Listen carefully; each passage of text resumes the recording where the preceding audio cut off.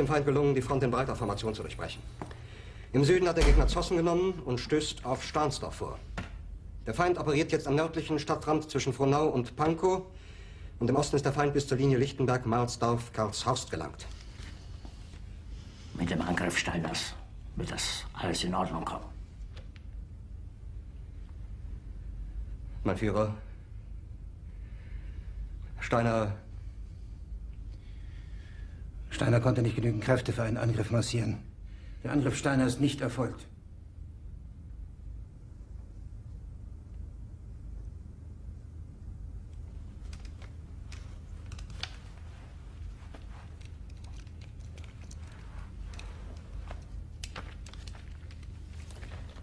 Es bleiben im Raum Keitel, Jodl, Krebs und Burgdorf.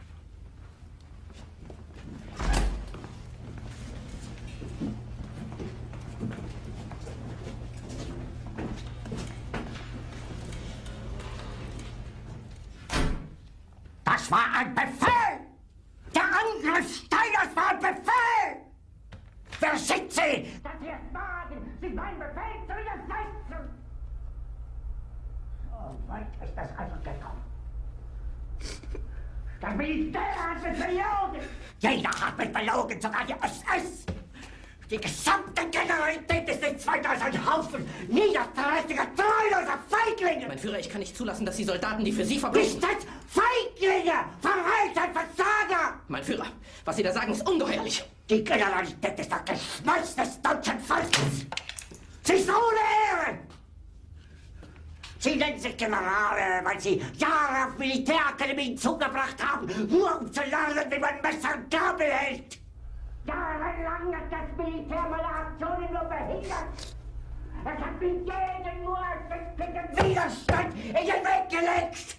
Ich hätte gut daran getan, von Jahren alle höheren Offiziere liquidieren zu lassen, wie Stalin.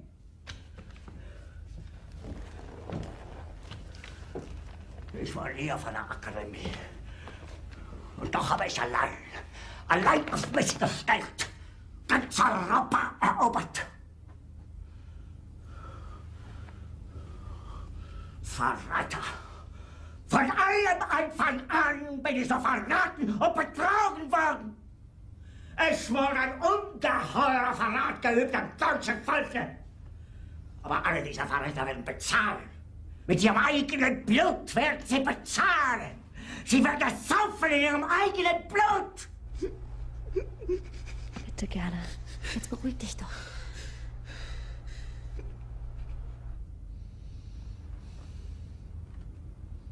Meine Befehle sind in den Wind gesprochen.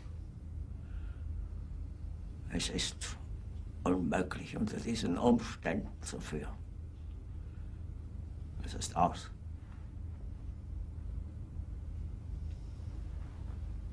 Der Krieg ist verloren.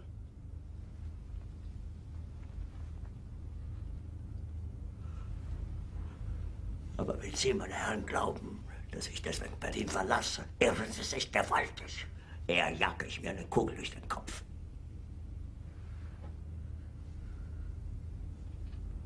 Tun Sie, was Sie wollen.